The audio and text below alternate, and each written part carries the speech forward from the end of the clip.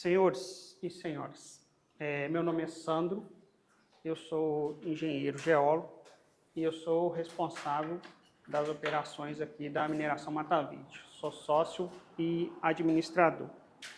A Mineração Mata Verde trabalha com quartzo de alta pureza, não só nessa cidade aqui, a gente trabalha aqui em 4 municípios.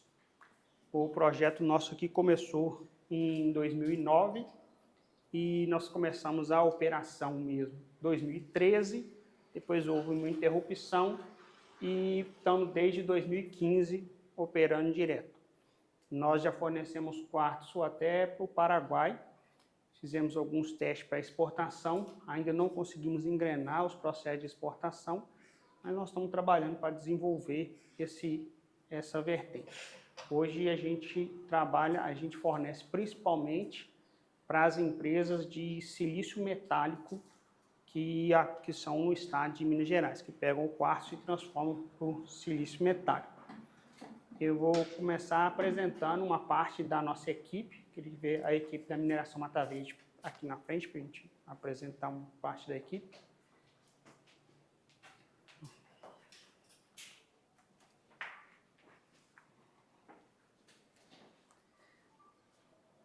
A Darlane é a primeira colaboradora da Mineração Mata Verde, ela ajudou a abrir a empresa, ela é gerente administrativo. O Gilmar é responsável pela parte de implantação dos nossos equipamentos e melhoria dos equipamentos também. Edileuza trabalha no escritório junto com a Darlane. O Benny Mike é engenheiro ambiental, ele não é funcionário da Mineração Mata Verde, ele é um prestador de serviço. O Léo, ele não chama Léo, chama Carlos, mas o apelido dele é Léo.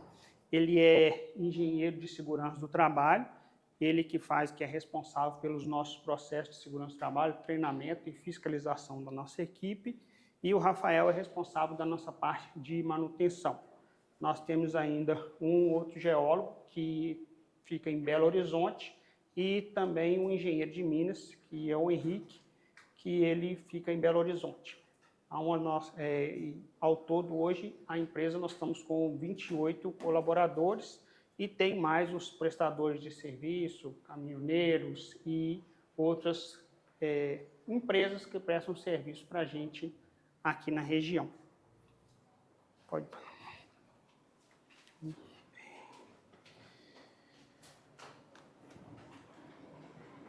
Como eu já falei, a empresa, o projeto aqui começou em 2009. Nessa época eu trabalhava com consultoria na área de pesquisa mineral e licenciamento de mineração. Eu fui convidado para poder vir aqui para fazer uma licença de uma mina de quartzo. Nesse momento eu não sabia para qual eram as aplicações do quartzo e esse aí era um amigo que trabalhava aqui e ele me chamou para poder fazer essa licença. Quando eu cheguei aqui, eu conheci um minerador, me apresentou a mina dele e eu fiquei impressionado porque, assim, eu nunca tinha visto uma mina de quartzo. Era para eu poder ficar aqui... Para cá? Não tem problema. Eu vim para poder ficar 2 dias, liguei para casa e falei, eu vou ficar aqui mais tempo até que a gente encontrou a primeira mina, que foi essa daí, era a mina da Barrinha. Iniciamos o processo de licenciamento. Nessa época, o recurso era bem limitado, então para conseguir licenciar foi muito difícil. E em 2013, iniciamos a operação. Porém, em 2013, nós tivemos um problema sério no nosso país de falta de energia. E as empresas que fazem a transformação do silício metálico, elas são altas consumidoras de energia. Uma das empresas, ela consome a quantidade de energia de uma cidade de 400 mil habitantes. Só uma coisa que eu esqueci de falar aqui. Se algum de vocês quiser fazer alguma pergunta, o Paulo está com um microfone ali, porque da primeira turma a gente fez essa gravação, só que as perguntas não ficaram gravadas, porque eu vou disponibilizar isso aqui para vocês, sabe? Então, se alguém quiser fazer uma pergunta, pode interromper, aí faz com o microfone, para a gravação ficar mais completa, que nós vamos disponibilizar. Até da outra visita tinha uma pessoa filmando, aí não tem necessidade não, que isso daqui é para compartilhar mesmo com vocês. E o que aconteceu nessa época foi um apagão geral no Brasil. A empresa que produz silício, ela tem um contrato que ela compra energia num valor mais baixo do que o consumidor de varejo. Então, eles compravam a energia por R$30 e, ao invés de eles usar a energia, eles revendiam para o próprio governo por R$400. Então, eles simplesmente desligaram os fornos e ficaram por 2 anos só comprando e vendendo energia sem ter nenhum tipo de trabalho. Então, assim, na época foi muito ruim essa paralisação para a gente estava no início, e voltou em 2015. 2015 voltou as atividades e nós estamos até hoje, né? Nós começamos atividades, a gente não tinha recurso, foram com equipamentos alugados, com um processo manual, e hoje a gente tem estrutura de britagem, nós já enviamos material para a China, para o Japão, para a Índia, e nós estamos caminhando nesse processo para poder chegar ao ponto de conseguir fazer a exportação. Nós estamos localizados no norte de Minas. Minas é um estado central no Brasil. Essa é a distância dos principais portos que tem aqui da região. Existe esse porto aqui de Ilhéus, que é um porto mais próximo, mas ele não tem muita relevância. Para exportação mesmo tem que ser pela Vitória ou Rio de Janeiro. Nós estamos trabalhando para tentar fazer a exportação via Vitória, né? Nós estamos localizados no norte de Minas Gerais, não é porque a gente escolheu estar aqui, é porque as maiores jazidas de quartzo de alta qualidade do Brasil estão concentradas aqui nessa região. Aqui são grandes veios de quartzo que ocorrem dentro de pacotes de quartzito. Então, por causa do quartzito, ele já é uma rocha que ele tem 98% de quartzo. E o veio de quartzo dentro dele, ele torna-se muito puro. O quartzo, para essa aplicação, ele não pode ser um quartzo de uma rocha que chama pegmatito, porque ele tem algumas contaminações que ele não serve para o processo. Então, o quartzo mais indicado é o quartzo dentro do quartzito, que é o que a gente tem aqui na região, né? Nós temos em torno de 40 direitos minerários, que são áreas que a gente requer junto ao... Sim. Faz favor, queria saber qual é a origem desses quartzitos. A origem dos quartzitos, faz favor. Só um minutinho. Pode fazer a pergunta, por favor. Pode deixar sobre, pode fazer. Queria saber qual é a origem dos quartzitos, o processo de formação deles. Então, o quartzito, ele é uma rocha sedimentar. Aqui a formação geológica dele é a formação espinhaço. Essa formação ela ocorre desde de Minas até no norte da Bahia. Ela atravessa toda essa...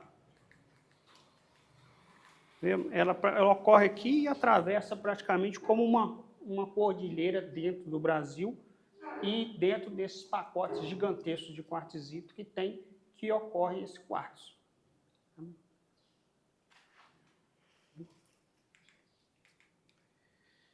Então, eu estava falando, nós temos 40 direitos minerários, totaliza em torno de 15 mil hectares de áreas que estão sob sob propriedade da empresa para poder fazer essa exploração. Nós temos algumas áreas que estão licenciadas, outras que estão paralisadas, né? Amanhã nós vamos estar visitando essa mina aqui de Montezuma, que é a mina principal que a gente está em atividade hoje. Nós estamos hoje com uma mina em operação nossa e com uma mina em prestação de serviço, que a gente presta serviço para uma empresa, para um dos nossos clientes. Eles têm a área e a gente faz o serviço de extração para eles. É mais barato para eles pagar a gente para fazer a extração do que eles mesmos têm que montar a equipe. Nós, ao longo desses anos, nós conseguimos chegar numa eficiência onde a gente consegue fornecer um serviço para eles de melhor qualidade e a um preço mais acessível do que eles mesmos montarem a própria equipe. Esse aqui é a sequência do projeto aqui, como que ele se inicia. Então, quando a jazida ela é descoberta, o primeiro passo é fazer o registro na agência de mineração. Quando a gente faz esse registro, a gente garante o direito de fazer a pesquisa naquela área, naquela região, e depois do licenciamento, garante o direito de fazer a exploração do quartzo. Então, passa inicialmente por um acordo com o superficiário, que é o dono da fazenda. Aqui no Brasil, eu acredito que no país de vocês também, o dono da superfície não é dono do subsolo. Existe uma lei que fala que quem adquire o registro da mineração tem um direito superior à superfície. Mas, na prática, tem que se fazer um acordo, porque se você for fazer uma demanda judicial no Brasil, você vai brigar 20 anos e não vai ter solução para ninguém. Então, o que se faz normalmente é um acordo.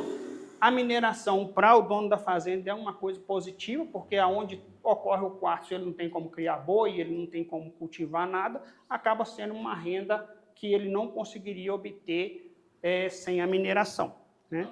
Normalmente, como é que é estabelecido esse acordo?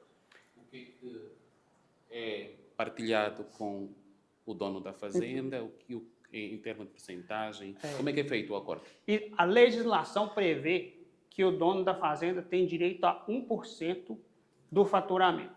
Na prática, o que ocorre é uma livre negociação. Então, tem donos de terra que a gente faz um acordo de um valor fixo mensal, tem outros que fazem um valor por tonelada. Então, estabelece tantos reais por tonelada, e aí é um acordo livre.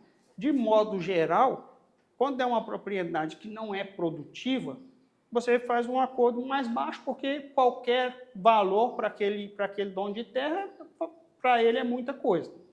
Se for uma área onde já é uma propriedade produtiva, de algum fazendeiro mais estruturado, o acordo tem que ser mais atrativo para ele, senão ele não vai interessar que você trabalhe na área dele. Então, sim, é livre essa negociação, né?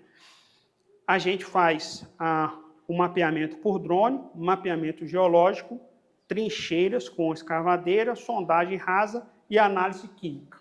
Esse é o trabalho prévio das etapas de pesquisa. Cumprido essas etapas, aí a gente passa por acordo com o superficiário. Esse primeiro acordo aqui é somente de autorização para acessar a fazenda dele e fazer a pesquisa. Quando vai para a etapa da lavra, já é o acordo comercial, aí passa pelo licenciamento ambiental, abertura da mina, implantação da infraestrutura, operação e a recuperação ambiental. As jazidas de quartzo aqui, de modo geral, elas são superficiais. Então, você não tem aquela mina, você tem uma profundidade muito grande, você faz a exploração superficial e a gente já vai fazendo a recuperação ambiental dessa área. Já durante o processo de lavra, a gente já faz essa recuperação para quando a gente termina a lavra naquela região, aquela área já está recuperada. Uma característica que não é uma característica boa, mas que existe aqui na área do quartzo, as jazidas são pequenas. Então, nós temos dezenas de jazidas pequenas. Nós sempre temos que estar fazendo esse processo. Então, assim, todo ano nós estamos fazendo pesquisa em 2 áreas, licenciamento em 2 áreas, recuperação em 2 áreas. Isso é um grau de dificuldade a mais para o quartzo. Dependendo do tipo de mineração, você passa por isso aqui só por uma vez e trabalha muitos anos no mesmo local. Aqui não, aqui todo ano a gente tem que estar dentro desse processo. Ao longo desses 10 anos, nós fomos desenvolvendo metodologias para fazer isso de uma forma mais eficiente e mais barata. No início era bem difícil e bem mais caro do que é hoje. Hoje está tudo dentro de um processo, toda a equipe sabe o que tem que ser feito, você não tem que ficar mandando ninguém fazer nada, nossa equipe é bem dinâmica e comprometida para poder cumprir cada etapa e cada vez mais pensamos sempre em melhorar mais os nossos processos. Isso aqui é o primeiro levantamento de drone que a gente fez. A gente consegue gerar uma topografia em 3D. Faz a seleção dos alvos para depois ir em campo. A gente utiliza um espectro infravermelho que auxilia você a delimitar as regiões que tem o quartzo. E depois passa para fazer as escavações, as trincheiras e sondagens, se for o caso, né? Os veios, eles ocorrem aqui em matacões, acima da terra, como se fosse assim, uma cascalheira, onde com blocos maiores em meio ao solo, e tem alguns locais que ocorrem grandes maciços de quartzo, onde é possível você cortar blocos para fazer chapas como fosse de mármore ou granito, tipo essa chapa aqui. Isso aqui é uma chapa de quartzo dessa área aqui que a gente fez a extração dela. Eu queria que todas as áreas fossem só assim, porque isso daqui é muito mais caro do que o quartzo britado. Esse aqui mesmo é a extração do quartzo para o minério de silício, que é fragmentado. Para a gente conseguir trabalhar na região, nós temos várias etapas de licenciamento. A primeira etapa de licenciamento que a gente precisa... Desculpa, antes de avançar para outro tópico, queria fixar ainda na exploração, pesquisa. Disse que as reservas são pequenas. Né? Disse que as jazidas têm reservas pequenas. São. Cada local eles são pequenos. Pois, qual é a média se devemos que quantificar em reservas, qual é a média nessas pequenas jazidas que têm encontrado de quartzo? Depois... Hoje a gente tem uma medida que a gente só inicia uma área se tiver pelo menos 200 mil toneladas. Se tiver menos que 200 mil toneladas, para nós não é interessante mais de licenciar. Porque aí esse trabalho de licenciamento, que é um trabalho bastante burocrático, não compensa. Então, assim, isso também nós fomos aprendendo ao longo do tempo. Antes a gente via um lugar com um monte de quartzo e já ia licenciando sem fazer uma pesquisa mais detalhada, e hoje não. Hoje, para nós, o mínimo é 200 mil toneladas. Nós temos 3 milhões de toneladas cubadas dentro dos 40 direitos minerários que nós temos. E eles não estão todos, a cubagem não está em todos, não foi totalmente calculada, porque a gente não tem necessidade. Então, assim, a gente calculou, temos alguma parte das nossas reservas está calculada, a outra parte a gente só tem as localizações, mas a gente não fez esse cálculo ainda, porque eu não tenho necessidade, eu só tenho que garantir uma quantidade de reserva para uma quantidade de tempo. Então, assim, hoje nós temos com segurança 5 anos. Isso para quartzo é muito tempo. Então, eu tenho tranquilidade que com 5 anos eu não preciso me preocupar. A cada ano a gente vai pesquisando uma continuidade dessas reservas para sempre tendo mais tempo. Sim, só para terminar, disse que essas jazidas são quartos de alta pureza. Sim. Qual é o seu teor em sílica e qual é a sua percentagem de contaminantes ou minerais acessórios? Em média. O máximo, ou melhor, o mínimo que o meu cliente aceita é 99,8. Esse é o mínimo. Agora, os contaminantes limitantes principais é o ferro, que ele tem que ser no máximo 0,045. O alumínio tem que ser 0,1. Esses dois que regulam os contaminantes menores. Existem outros contaminantes que são muito ruins para o quartzo, por exemplo, boro é um contaminante muito ruim. O lítio é um contaminante muito ruim, só que isso é uma coisa regional. Você não tem que ficar medindo isso aqui na região, já não tem, então você não precisa de ficar medindo esses contaminantes.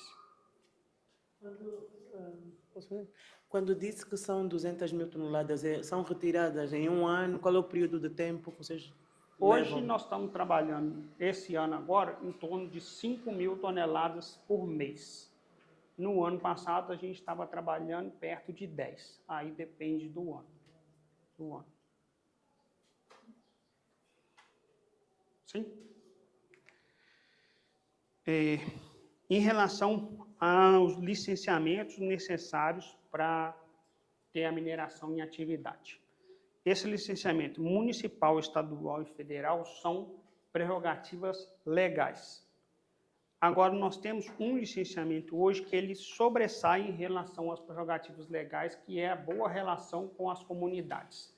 Se a gente não tiver uma boa relação com as comunidades, não adianta você ter todas as licenças, que eles podem juntar 50 pessoas e lá na frente fechar a sua mineração. Então, aqui a gente tem uma grande preocupação em ter essa boa relação estabelecida com as comunidades. Nós temos um programa de relação social e ambiental, que a gente faz isso já tem 10 anos, de forma que a gente pode trabalhar na região em harmonia com a comunidade. Nós vamos detalhar isso melhor. E aí, a licença municipal, ela autoriza você a implantar uma mineração, ela delimita se aquela região pode existir mineração, a licença estadual autoriza o desmatamento e autoriza você fazer a implantação da mineração, e a licença do órgão federal, que autoriza a venda. Para você trabalhar, você tem que ter essas 3 licenças.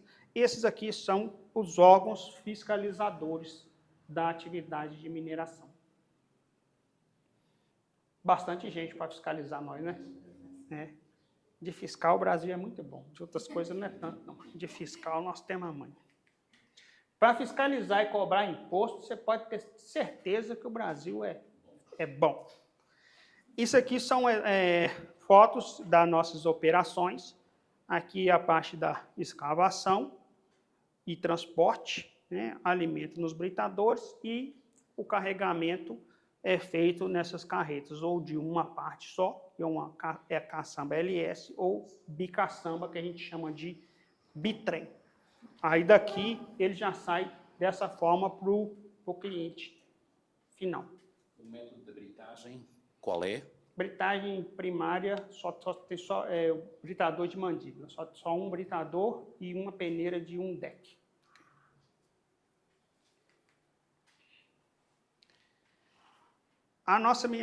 Toda a mineração, qual é o tratamento que dá ao estéreo? A gente preenche a cava onde que a gente fez a extração. Então, o estéreo volta para cá. Aonde eu escavo, o caminhão que leva o minério para britar, ele é carregado com o estéreo e volta para poder fazer a recomposição topográfica. A gente não gera pilhas de estéreo e a gente não tem necessidade de barragem também, porque a gente não utiliza água. Todo o nosso processo é a seco. Mas aí, no processo a seco, não tem... As entidades ambientais não concordam com esse método por causa de possíveis contaminações, silicose. Como é que funciona isso? Então, a silicose, ela é um risco muito sério se você vai fazer a moagem do quartzo, aonde você vai gerar muita partícula fina em suspensão. O processo de britagem só, ele não gera muita partícula em suspensão. Os profissionais que trabalham próximo, eles trabalham com equipamento de segurança, o Léo vai detalhar melhor isso para vocês, mas é feito anualmente os testes de espirometria nos funcionários e não tem constatação nenhum caso de silicose aqui, porque não tem a moagem do material. Se você moer, aí vai ter uma poeira de sílica, que é uma poeira, pode-se dizer, venenosa.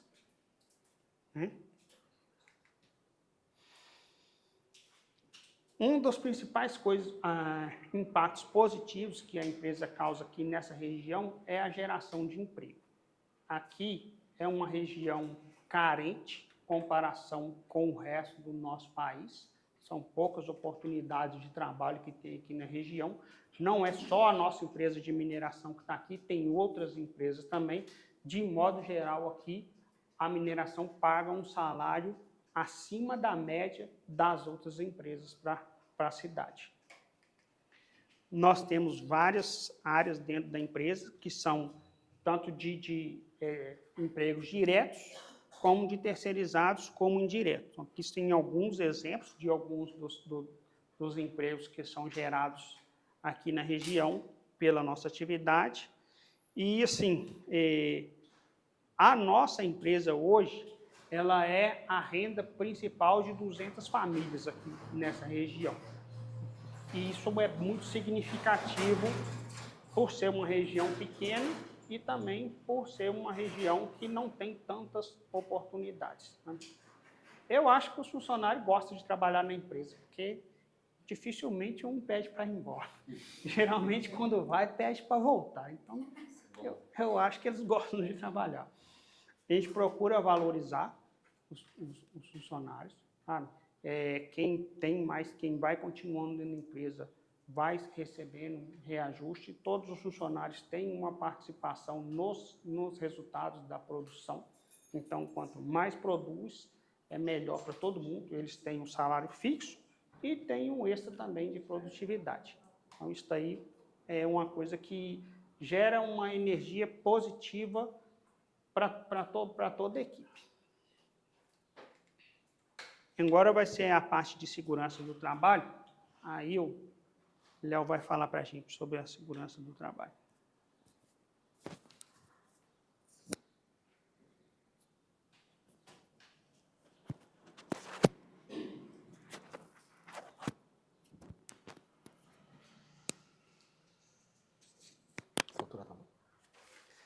Pessoal, boa tarde. Boa tarde. Meu nome é Léo Borges. Eu sou responsável pela toda essa parte de processos, né, da segurança do trabalho da empresa Mata Verde. Sou um terceirizado, né? Eu e a minha técnica de segurança, a Clarice, levanta aí, Clara, só para o pessoal te conhecer. Clarice, ela é técnica de segurança e eu estou como engenheiro de segurança do trabalho, né? A nossa clínica é a Clínica Prossegue. É uma clínica que está localizada lá em Salinas e a gente presta todos os serviços, né, tanto da segurança do trabalho, como também da medicina de segurança do trabalho. Então, só para contextualizar para vocês aqui, quando o trabalhador ele vai entrar na empresa, ele faz todos aqueles exames admissionais. Eu não sei se lá no país de vocês é assim também. Então, ele faz de acordo com os riscos, né? Quais são esses riscos? Os riscos existentes na atividade. Para a gente saber esses riscos, a gente faz um programa, né? Aqui no Brasil, a gente tem umas normas regulamentadoras. São 38 normas regulamentadoras e tem a norma regulamentadora voltada para a mineração, que é a NR22. Além também de cumprir também, né, algumas IBRs, né, voltadas para a Agência Nacional de Mineração, também tem algumas legislações que a gente tem que seguir, né? E a partir do momento que a gente faz toda essa parte de avaliação dos riscos, é feito o PCMSO, que é o Programa de Controle da Medicina de Saúde Ocupacional, onde lá o médico do trabalho determina quais são os exames necessários para aquele trabalhador, né? E aí você entrou nessa parte da sílica, né? Que a gente sabe que é uma situação muito comum existir em mineração, seria a silicose, quando o trabalhador ele respira a sílica, né? A gente tem a sílica, a poeira respirável, que é quando a micra da poeira ela é bastante fina, que você introduz, né? Você respira e vai aloja no pulmão. E aí a gente tem a poeira do ambiente, né? Como é um processo, vocês podem ver aqui, ela não gera uma poeira fina, né? A gente faz testes também, avaliação através de bombas gaviométricas. O que é isso? A gente retira do ar toda aquela parte do ambiente, manda para o laboratório para analisar qual que é a porcentagem de sílica no ar, né? E aí também a gente entra também com as medidas de prevenção. O que é essas medidas de prevenção? O trabalhador ele faz uso dos respiradores, né, desses bloqueadores. Que o quê? Que aí, caso tenha alguma partícula de sílica, ela é impedida de entrar, porque ela fica grudada no filtro, né? E além disso também a gente faz os exames. Quais são esses exames? A espirometria, o raio-x. Então, todo ano, esses trabalhadores, eles passam, né, no médico do trabalho para ver como é que está a saúde desse trabalhador.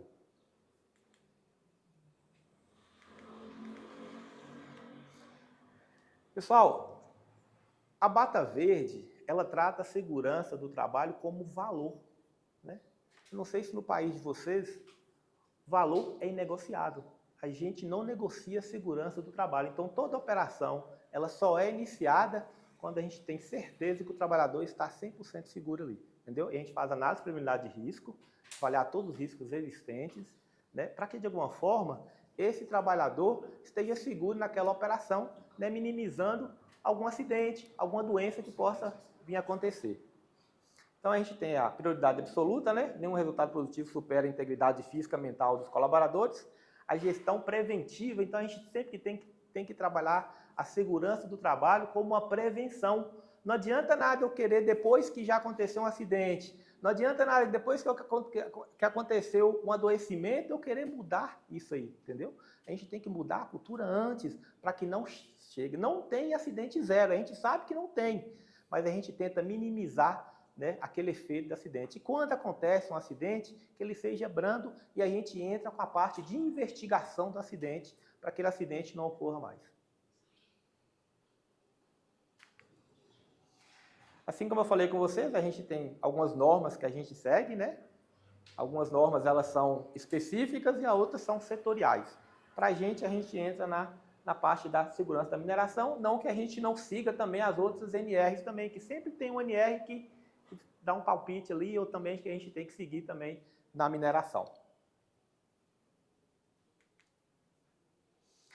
Lembra que eu falei com vocês do monitoramento? A gente monitora ruído, a gente monitora poeira, a gente monitora calor. Então, o trabalhador aqui está com um dosímetro, né? Eu não sei se vocês conhecem um dosímetro lá, pode ser. É um equipamento que vai medir o ruído, tempos em tempos, e a gente vai ter uma média no final para ver se aquele ruído ele está sendo prejudicial à audição do trabalhador. No nosso país, a NR15 fala que o ruído máximo é 85 decibéis. Eu não sei que legislação vocês usam lá, mas a gente já começa a fazer níveis de ação a partir de 80 decibéis. Então, a partir de 80 decibéis, já começa a fazer o monitoramento. O trabalhador, dá para vocês verem aqui, na foto lá tem uma cabine audiométrica, o trabalhador entra lá dentro e faz a análise com a fonoaudióloga ou com a médica do trabalho para ver como é que está a audição do trabalhador, para ver se o ruído está sendo prejudicial ou não à sua saúde. E acompanhamento médico através do PCMSO, né, que é a qualidade de vida. A ergonomia é um papel importante também, a gente faz análise preliminar ergonômica para ver como é que estão os assentos dos operadores, como que está o trabalho em si, se eles estão, de alguma forma, tendo adoecimento causado pelo trabalho. A médica do trabalho avalia, né, aquele trabalhador para que, de alguma forma, não cause nenhum dano estado físico mesmo do trabalhador, porque muito trabalhador, às vezes, um trabalho pesado, né? E às vezes, se você não tem essa parte ergonômica alinhada, o pessoal do escritório, então sempre a gente está, de alguma forma, alinhando essa parte ergonômica também, para que o trabalhador se sinta bem no local de trabalho. Campanhas é importantíssimo. Aqui a gente faz muita campanha, né? Todo mês é um mês de campanha, né? Então a gente sempre faz campanhas, tanto de saúde como de segurança. Então, o trabalhador, além de quando ele passa naquela etapa da avaliação ocupacional na clínica, a gente faz a integração. O que é a integração? É mostrar quais os riscos da atividade que existe ali na mineração. Porque, às vezes, o trabalhador vem de outra empresa e ele não conhece os riscos que tem ali. A cultura da empresa, né? Então, a gente mostra para ele os riscos existentes, a gente conversa com ele as obrigações que a empresa tem e as obrigações que o trabalhador tem que também ter. Porque a gente é fiscalizado, a empresa é fiscalizada, e o trabalhador ele tem que cumprir essas normas, que a gente não aceita nenhum trabalhador que não cumpra a norma de segurança. Então, a gente faz integração, a gente faz treinamentos específicos. A NR22 fala de carga horária de treinamento, né, através de treinamento de operação de equipamento, manuseio de cargas. Então, tudo isso aí é feito através desses treinamentos. E aí tem um primeiro socorros. A gente sabe que a gente está numa atividade um pouco distante de algum recurso, né, e a gente faz treinamento de primeiros socorros, e a gente tem os planos, né? Plano de fuga, caso aconteça um acidente, e planos também de caso aconteça um acidente com algum trabalhador, né? Tem um carro à disposição, a gente tem contato de telefone, a gente tem aqui o SAMU, né? Que é a unidade que faz a ambulância que vai fazer o resgate e aí leva até o hospital mais próximo.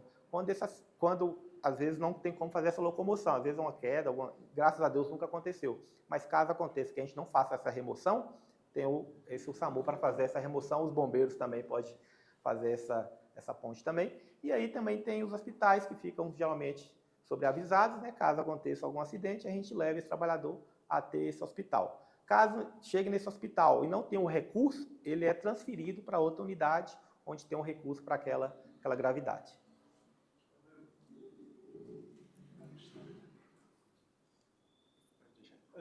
Falou sobre o risco do calor. E quais são as ações para mitigar esse risco do calor Do calor? que a empresa implementa? Sim, sim. Então, geralmente, todas as nossas... Aqui a gente sabe que o calor já é intenso por si só, né? Então, para isso, para essas atividades de calor, a gente sempre tenta trabalhar nos horários, nos períodos mais frescos, e toda a cabine, todo operador dentro da cabine, ela é climatizada. Os operadores trabalham dentro de cabines climatizadas para evitar também esse calor. A gente entra também com essa parte de hidratação para o trabalhador, né? Aqui a norma ela nos relata o seguinte, ela só, não sei se lá no país de vocês fala de insalubridade, periculosidade, aqui só o calor só é insalubre quando ele é emitido por uma fonte artificial de calor. Mas a gente monitora esse calor para a gente ver mais ou menos quais que são os picos de calores mais intensos, né? E aí entra as campanhas de hidratação, aqueles períodos que estão mais quentes, a gente geralmente não faz atividade um pouco reduzida, para evitar que o trabalhador fique muito exposto. Aí entra também as roupas, né? As roupas... Só um minutinho.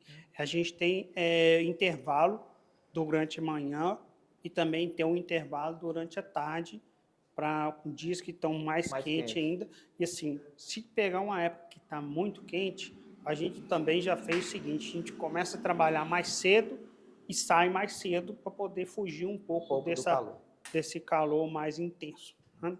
Ele já estava falando também, as roupas aqui, ela tem proteção ultravioleta e ela é bastante agradável também, é adequado, o uniforme é adequado para essa situação.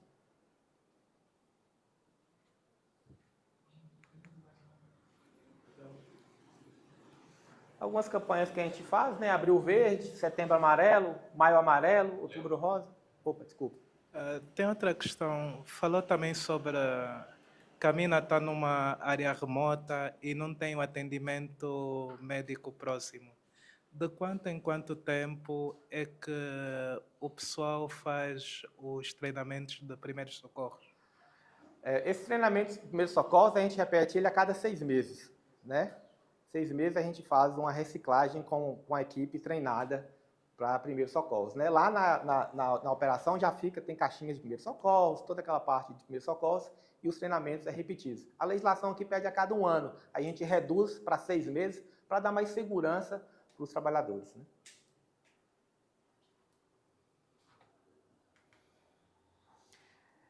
E aí entra a cultura do dia a dia, né, da segurança, que a gente fala de DDF, não sei como é que a gente fala lá no país de vocês lá. É lá igual? Então. E aí tem as palestras mensais, que a gente sempre usa um tema específico, né? A CIPAT anual, que a gente fala de CEPAMIN, não sei se vocês estão vendo ali, são palestras, integrações aí do pessoal. O Abril Verde, que a gente fala da prevenção de acidentes, né? Conta toda aquela história, por que é Abril Verde. O Setembro Amarelo, que a gente cuida da saúde mental, né? Agora a gente teve a atualização do ANR1, falando sobre os adoecimentos psicossociais. O que é isso? As doenças causadas, né, pelo estresse, pela ansiedade, pelo ritmo de trabalho intenso, que os trabalhadores estão enfrentando, né? Não sei se no país de vocês tem muito isso, e aí agora a gente está fazendo campanha e é obrigado a empresa a cuidar da saúde mental dos trabalhadores. Maio Amarelo, que, né, que a gente Transeguro, e ali a gente está no Novembro Azul, que é a prevenção do câncer de próstata, né? Eu até falei hoje com o pessoal mais cedo lá, né? É o mesmo dos meses, assim? Sim. Isso é internacional?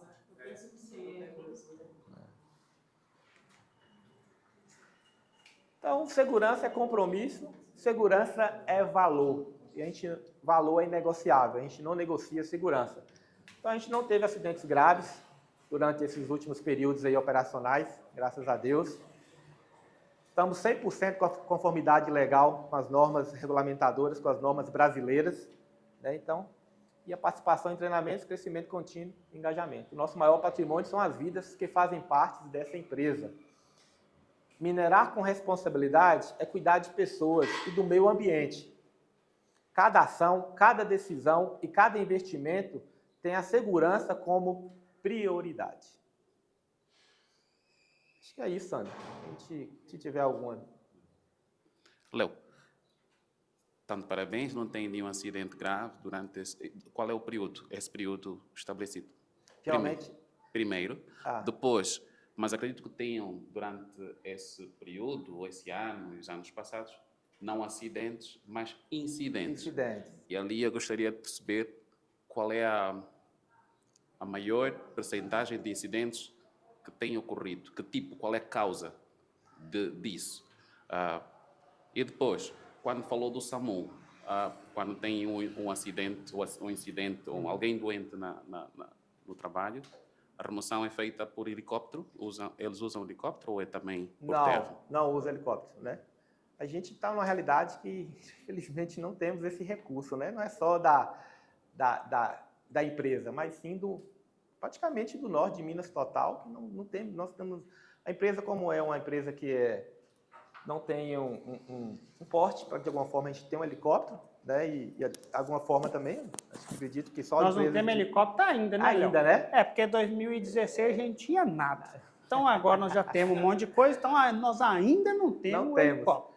Né? Mas acredito eu que, a gente, como é uma situação, não é uma situação que a gente vive lá, pode ser que no país de vocês, fosse uma Petrobras, teria um helicóptero aqui, né? Então, se você pega pelas empresas brasileiras, talvez 1% das empresas brasileiras vai ter um helicóptero para rodar. Eu acho que 99,9% não tem. Entendeu? Só Petrobras e Vale. Eu vou te falar com você, porque você conhece a CBL e a Sigma? São as duas empresas maiores de mineração de lítio aqui e não tem helicóptero. Sim, mas eu não questiono a Mota Verde, se tem ou não helicóptero. O SAMU, eu sei que o SAMU tem. O SAMU tem. Sim. Por isso que eu perguntei tá. se eles usam helicóptero para... Vai depender da gravidade do acidente, né? Aqui é o seguinte, nós temos, primeiramente, ele vai ser direcionado para um posto de saúde na cidade pequena. Aí, se for um caso que o posto de saúde não pode atender, ele vai para uma ambulância UTI, aí vai para um centro regional, o centro regional próximo aqui é a cidade que está a 90 quilômetros, e se lá não tiver condição de atender, aí vai ser removido para uma cidade que já é mais longe, 300 quilômetros, e assim, mas eu acho que nem lá teria o helicóptero para poder fazer uma remoção, se precisar. Infelizmente, não é a realidade que a gente vive nela aqui. Tá? Em termos de acidentes na empresa, o acidente mais grave que a gente já teve foi acidente de trânsito no caminho para a empresa. A gente fala acidente de trajeto. Acidente de trajeto. Nós tivemos 2 colaboradores que acidentaram de moto, aí um quebrou uma perna, o outro quebrou a mão, acho que foi isso, né? Foi dois casos assim que teve de acidente, mas não foi dentro da área, foi fora. Dentro da área já teve assim, ter um corte, alguma pancada, mas não teve nunca tivemos, por exemplo, um caso de fratura. Já aconteceu o quartzo, quando você está no processo de fragmentação dele, às vezes ele dá estilhaço. Isso. Então já aconteceu pequenos cortes, né? Acho que Gilmar mesmo foi... Com o Gilmar mesmo aconteceu, né? Ele teve um pedaço do quartzo que atravessou o uniforme e aí teve que vir para o hospital para poder retirar. Foi o máximo que aconteceu com a gente até hoje, foi isso. Como é uma mineração de céu aberto, né? A gente tem alguns riscos existentes mesmo da britagem, mas são alguns riscos, pegando pela mineração em si, o global, são riscos menores, entendeu? Claro que a gente monitora todos esses riscos, essas possibilidades, né? Mas acidentes graves aqui dentro da mina nunca tivemos, né? Geralmente a gente sempre avalia cada ano essa parte, né? Esse ano não teve ainda acidentes graves, né? Dentro da mineração. E continua e não tem. Continua e não teve.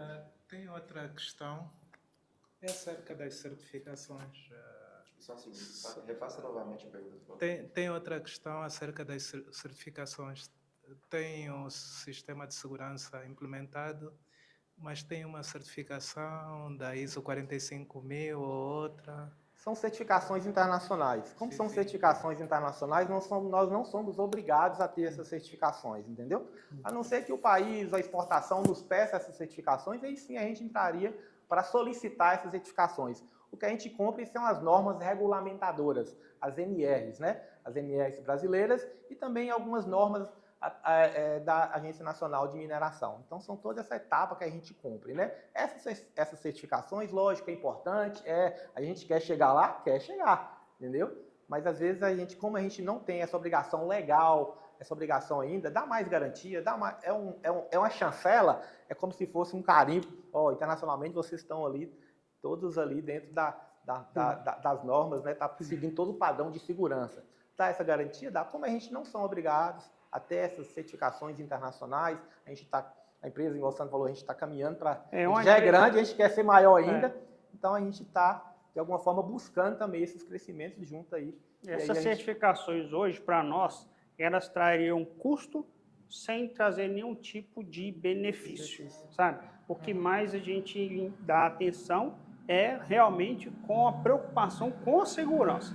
Sabe? Não só a questão de documentação, mas a gente ter uma atividade segura e ter a cultura da segurança implementada em cada colaborador. Quando a gente conseguir atingir o mercado de exportação, eu acredito que a gente vai ser exigido, claro. Só que a gente vai ser exigido no momento onde a cultura da segurança já está implantada na empresa. Então, não vamos ter dificuldade de chegar na certificação, porque a cultura já vai estar implementada. Pode passar. Algumas palestras de capacitação e treinamentos, né? A gente sempre usa o boneco para a gente fazer treinamento de primeiros socorros, caso tiver uma parada cardiorrespiratória, né? Os laboratórios aqui, princípio de incêndio, né? A gente faz simulados com extintores de incêndio, que é uma campanha de vacinação, né? A ginástica laboral, não sei se vocês fazem isso lá no país de vocês, a ginástica laboral, aquela ginástica durante a manhã, para a gente, né, o corpo ainda está começando ainda, né, está todo meio travado, a gente faz essa ginástica para você não ter um adoecimento causado pelo trabalho ali. No mais, pessoal, eu agradeço a atenção de vocês, estou à disposição, tá? Caso tenha alguma pergunta, às vezes ficou alguma dúvida aí para trás, só ver com o Sandro. Se passar o tema e a pergunta voltar, pode fazer que a gente... Agora o Beni Mike vai falar para a gente sobre a sustentabilidade. Passa para ele. Tem uma pergunta que eu vou passar. Sim. Não falou do laboratório. Como é que onde são analisadas as amostras do quartzo? Nós vamos falar dessa parte aí. Vou falar das análises e como que isso é feito. Obrigado.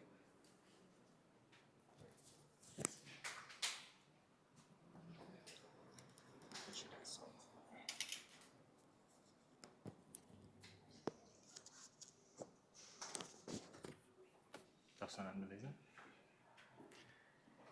Então, boa tarde, pessoal, inicialmente. Aí, já estou ajeitado aqui já.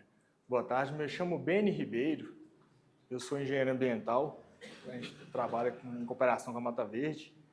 Eu sou formado desde 2012 pela Universidade Tuiuti do Paraná e eu já trabalho junto com a Mata Verde de forma indireta, né, Sandra? Acho que desde 2016. E de forma direta, assim, com a contratação mais próxima, desde 2022. Aqui na Mata Verde, a gente trabalha com uma cultura para as questões ambientais, usando o tripé da sustentabilidade. Eu gosto de falar isso aqui, às vezes é até um pouco repetitivo, piegas, né? Assim, a gente não falar sempre a mesma coisa, sustentabilidade, mas para qualquer tipo de atividade com fins lucrativos, né, a gente tem que ter esse pensamento. A gente, quando se trata de preservação ambiental, um retorno econômico e um pensamento, principalmente com o aspecto social, igual o Sandro falou aqui, de a gente manter esse relacionamento, a gente volta para a sustentabilidade. Então, é impossível eu começar a falar aqui sem pensar nisso aí. Então, a parte ambiental da Mata Verde ela é essencial para que a gente obtenha as autorizações para funcionamento das minas, né? Funcionamento e operação. Então, a gente precisa desse pensamento, desse aspecto, e também faz parte da cultura da empresa trabalhar com a parte do meio ambiente até para manter assim, essa relação social com as comunidades, uma relação mais próxima, uma relação que ela seja duradoura e principalmente que seja de ajuda mútua, né? Porque quando uma empresa de mineração ela opera preservando e cultivando ali as questões ambientais, né? Cultivando o meio ambiente, a gente está devolvendo para a sociedade o que assim, um pagamento social pelo que a gente está explorando. Então, assim, essa relação de troca é importantíssima, principalmente quando a gente vem para a via econômica, que é o quê?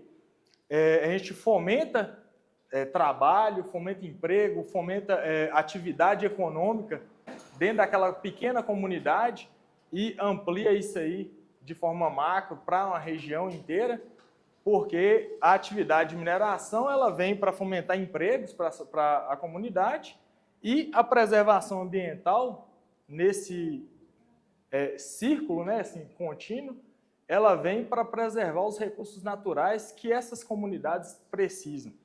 Principalmente numa região igual a nossa, que a gente tem um problema assim, que é iminente e característica da região, que é a falta de água. Então, no Cerrado, a gente precisa de vegetação para que a gente consiga reter a água no solo, né? Então, isso aí, essa recuperação ambiental ela é importantíssima para que, no futuro, a gente, quando a mineradora sair, aquela comunidade dê continuidade na vida deles, eles sem nenhum tipo de prejuízo causado pela mineração.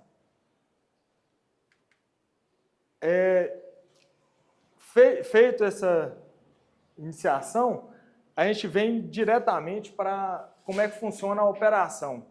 O Sandro já falou que a gente trabalha com cavas. As cavas elas são superficiais, né? A gente não abre grandes cavas e nem cavas muito profundas, porque o material realmente está ali na camada mais superficial do solo. Então, a gente começa a operação e a gente tem mais ou menos esse resultado. É lógico que imediatamente a gente já vem fazendo, durante a operação, a gente abre uma parcela da área da lavra, a gente já vem, segundo, fazendo a recomposição, que é exatamente para o que a gente usa o estéreo, né? Igual a gente falou, a gente faz a extração do material e já devolve o estéreo para a cava para poder fazer a recomposição. Logo em seguida, a gente já vem esgotado o material nessa área, a gente já vem com a recuperação. Aí essa recuperação a gente usa várias metodologias diferentes. Não é uma metodologia só. Ao longo do tempo, a equipe da Mata Verde foi aprendendo que o quê? Nem sempre uma tecnologia, uma técnica ou uma tecnologia que ela é aplicada para uma área específica de mineração, às vezes você abre uma lavra próximo daqui, mas lá não vai funcionar igual, né? Pela questão característica do solo. Então a gente usa várias técnicas de recuperação e todas essas técnicas que a gente usa, elas são implementadas. Então a gente já vem para a parte de recuperação e a gente vai acompanhando isso aí ao longo dos anos, né?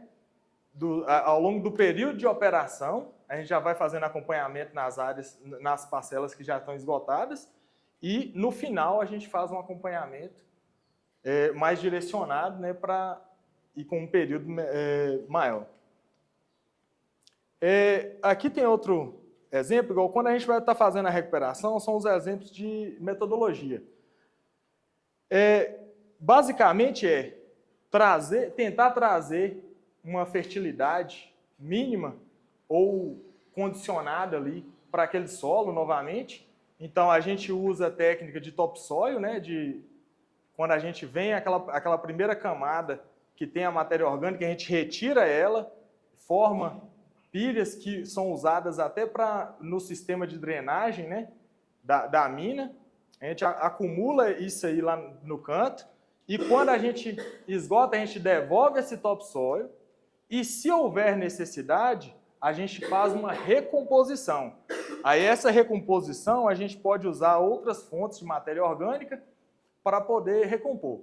Aqui a gente já usou vários tipos testou várias metodologias. Por conta da atividade econômica aqui da região também, do plantio de eucalipto, e tanto para madeira quanto para as destilarias, né, fazer a destilação do óleo de eucalipto, a gente tem um rejeito final na destilação, que são as folhas de eucalipto. A gente reaproveita esse material, né, que sobra lá de folhas, a gente faz uma parceria com as destilarias para poder pegar esse material e dispor no solo. Então a gente usa, não necessariamente só as folhas de eucalipto, mas a gente tenta fazer essa recuperação e recomposição da matéria orgânica do solo. E aí entra as técnicas de replantio, revegetação. As técnicas de revegetação que são mais usuais aqui é o quê? A gente tentar trazer uma vegetação mais de capina, né, as capineiras, para cobrir o solo ali, a gente tentar depois, em continuidade, fazer a recomposição florestal mesmo. Mas a gente usa ou semeadura direta de sementes nativas aqui da região. A gente tem uma equipe aqui, em Vargem Grande ou é em Montezuma, já, Sandra, ali? Já em Vargem Grande, que eles, um grupo lá que eles fazem essa coleta de sementes e eles vendem, né, as sementes, os sacos, para que a gente possa fazer essa recuperação. Além disso, a gente tem a parceria com um viveiro de mudas, que inclusive iniciou por conta dessa demanda da Mata Verde, né, Sandro? Esse viveiro de mudas, ele fornece as mudas também de espécimes nativas. Aí, em alguns métodos de recomposição, são usados espécimes exóticas, mas para nós aqui, espécime exótica é fora de cogitação para a gente usar, porque a perda é muito grande. Então, o solo aqui, ele normalmente não aceita muito espécimes exóticas. A gente tenta fazer a recomposição com vegetação, espécimes nativas mesmo. E aí, segue o rumo que a gente faz. A gente faz todo o trabalho de drenagem, faz as bacias de contenção para acúmulo de água, para reter mais umidade no solo e fortalecer, né, as plantas. Faz o trabalho de fazer essas cavas no terreno, fazer as curvas de nível para poder reter água. E esse trabalho, ele é... Qual? Aqui, ó. Aqui? Aqui, ó. Aqui dá para ver melhor o trabalho que a gente faz com a questão das curvas de nível, né, e recomposição. É um trabalho que a gente faz para poder manter o solo o mais fértil possível e com a umidade necessária para ele se revitalizar. Então, é todo um trabalho, no processo de licenciamento ambiental, a gente tem que estabelecer os planos de recomposição dessa área de recuperação ambiental. Então, dentro desse planejamento, a gente tem um plano durante a operação da mina e a gente tem um cuidado que a gente tem que ter com essa mina por um período posterior à saída da empresa. Então, mesmo depois que a empresa encerrou lá as atividades, a gente tem que periodicamente recuperar essas bacias de contenção, fazer todo um trabalho em relatório e mandar para o órgão ambiental para dar ciência de todo o processo de recuperação que a gente está fazendo.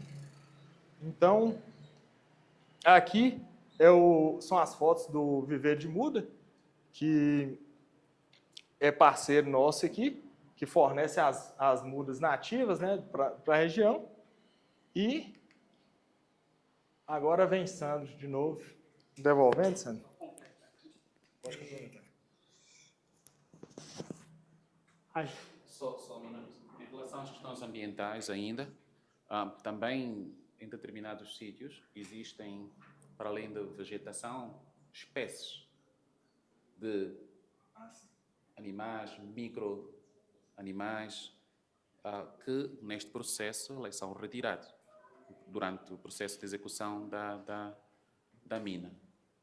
Quando é feita a reposição, qual é a técnica, qual é o processo que é feito para a reposição de espécies? Olha só, a área que a gente trabalha ela é uma área pequena.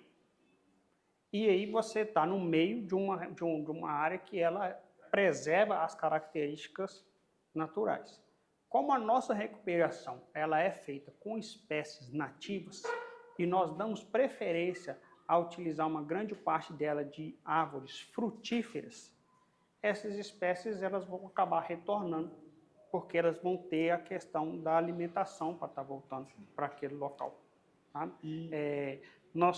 Esse viveiro de mudas, que a gente vai visitar amanhã na parte da tarde, ele coleta as sementes nos locais onde a gente vai fazer a mineração e a gente replanta as espécies com as sementes coletadas daqueles locais. Então, realmente, a gente consegue voltar à natureza da forma que era antes. Tá? Nós temos aqui exemplos de várias áreas que a gente recuperou, que hoje, se você passar da estrada, você não consegue reconhecer que ali houve uma atividade de mineração.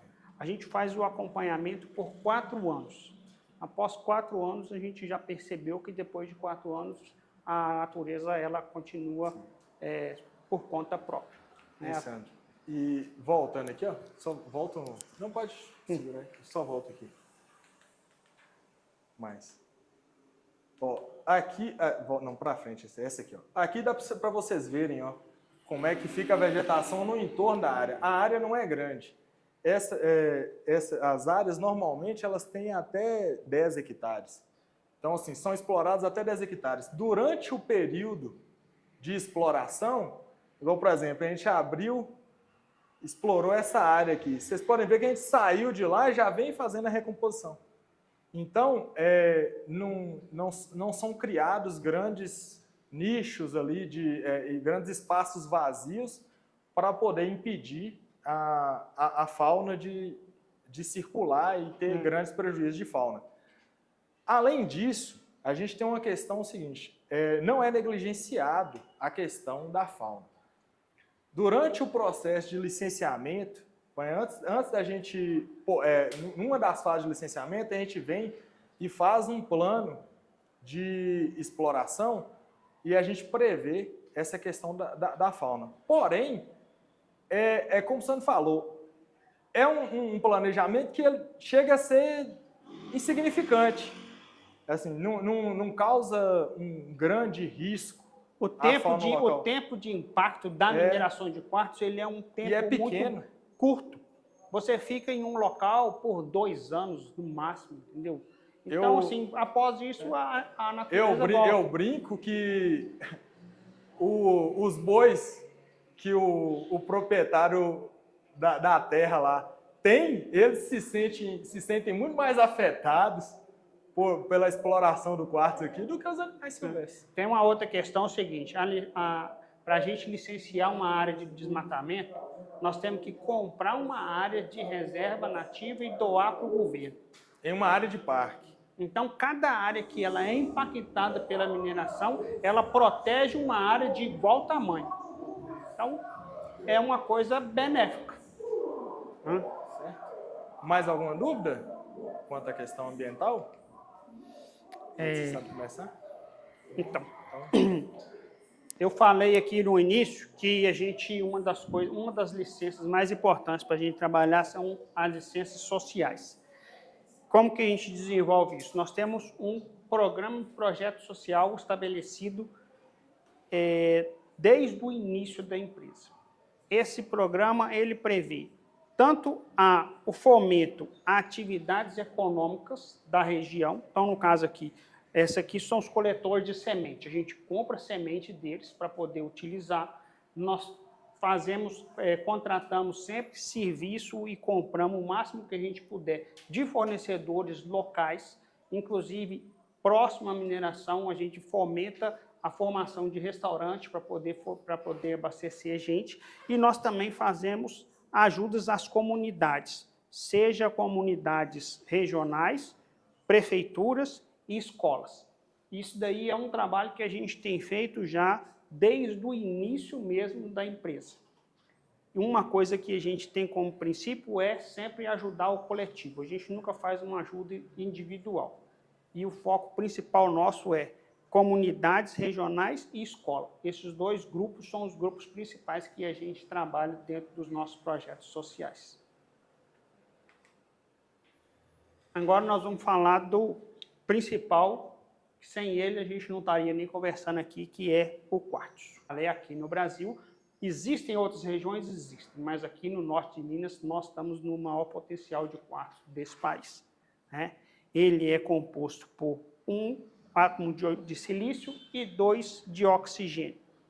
Esses daqui são os tipos de quartzo que existem na região, com exceção desse. Esse daqui é um quartzo que não é daqui. Ele está aqui como exemplo. Ele não serve para a fabricação do silício. O silício, o quartzo, ele tem que entrar no alto forno. Se você colocar um quartzo cristalizado desse no alto forno, ele explode. Então, ele não serve. Esses outros quartzos aqui ocorrem na região. Isso daqui é uma exceção também. Isso aqui é da mina nossa, também não serve para a produção do silício. Se for um pouco desse material no minério, é aceito. Mas se tiver mais de 10% disso daqui, o cliente já recusa.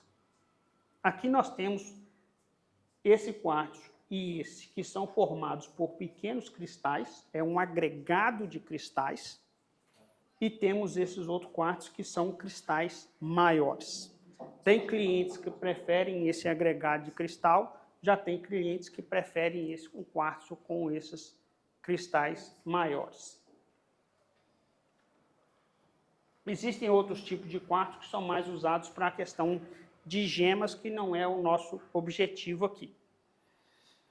Aqui é uma tabela com análises químicas das cargas da mineração. Aqui vocês podem ver a análise do ferro, cálcio, alumínio, titânio e a sílica. E esse outro índice aqui, que é a crepitação. A crepitação é a resistência do quartzo após ser submetido à temperatura.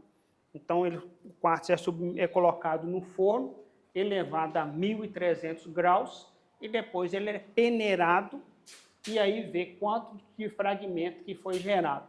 O quartzo, para ser aproveitado, ele tem que estar acima de 80. Significa que ele tem 80% de recuperação. Abaixo de 80, ele não atende o cliente. Existe um outro tipo de análise que é feito, aí já são para aplicações mais nobres, em especial o que a gente está buscando para exportação, que é a análise das inclusões que tem dentro dos cristais, das bolhas que tem dentro do cristal. Se o cristal tiver muita bolha, quando ele for submetido a alta temperatura, ele fragmenta, e para aplicações mais nobres, ele não pode ter nada de bolha dentro dele. Aí essa análise é feita por microscópio. Esse daqui é o processo de transformação do quartzo no silício metálico. Tem muita gente que pensa que o quartzo ele é derretido para virar o silício metálico. Só que o processo ele não é tanto um derretimento.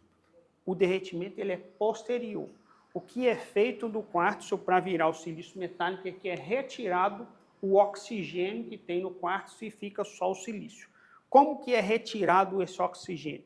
Ele é fornecido para ele 2 fontes de carbono, cavaco de madeira e o carvão vegetal. E quando ele é submetido à temperatura, essas fontes de carbono capturam o oxigênio e sai como CO2 para a atmosfera e fica o silício metálico. Então, aqui você tem um exemplo do silício metálico e vocês podem perceber, vou passar para vocês verem, como que ele é bem mais leve do que o quartzo, porque foi retirado o oxigênio dele, ele torna uma substância mais leve. O que você precisa para ter uma indústria de silício metálico? Quartzo, eucalipto e energia elétrica em abundância. Esses 3 componentes você necessita para ter o silício metálico. Sem qualquer um desses 3, você não. Então, ele tanto consome muita energia, como também consome muito eucalipto. Não é feito com madeira nativa, é feito com madeira plantada. Tá? Outros tipos de madeira também servem? Eu acredito que sim. O eucalipto é mais usado aqui porque a velocidade dele de crescimento, né? O pinus, eu acho que também. Tá? Depois que o silício metálico é produzido, ele pode ser utilizado direto para ligas metálicas, para fazer ligas leves, ou ele pode passar por outros processos de purificação para atender outros tipos de indústria. Então, o cliente que a gente fornece, ele vai até essa etapa do silício metálico. E aí, os clientes deles fazem essas outras purificações para utilizar em diversos produtos, né? O quartzo, ele é base de 7.000 produtos. O principal é silicone. O principal produto que é feito com quartzo é silicone. Mas ele, além do silicone, ele é utilizado em shampoo, batom, liga leve, placa fotovoltaica, chip de computador. É uma infinidade de produtos que é feito a partir do quartzo. Tá? E a região nossa aqui, como ela tem um quartzo de melhor qualidade, os clientes nossos, eles produzem um silício metálico também de melhor qualidade, que muitas vezes é utilizado para blendar, por exemplo, o silício metálico que é produzido na China, que não tem tanta qualidade como o nosso. Tá? E é isso aí que a gente tinha para poder falar para vocês. Amanhã nós vamos ter oportunidade de conhecer a mineração. A mineração é uma pequena mineração, vocês vão ver que se você já conhece alguma mineração grande, é uma mineração pequena, porque a atividade ela precisa de ser muito direcionada para a qualidade. Não tem como você montar uma mineração muito grande para quartzo, pelo menos aqui na nossa região não é a realidade. Tá bem? Sandro, qual é quais são os vossos principais clientes? Os nossos clientes principais são duas empresas, uma chama Liasa e outra chama Rima. São empresas e uma outra empresa que nós chama Dalcorn. São as três empresas que a gente fornece. Nós já fornecemos também para uma empresa que chama Elkin, que ela é no Paraguai. Mas os principais clientes nossos são esses aí.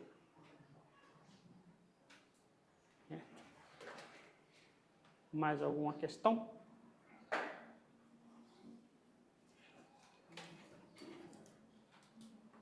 Então, amanhã a gente vai fazer a visita na mineração. Agradeço a atenção de vocês aí, se puder esclarecer.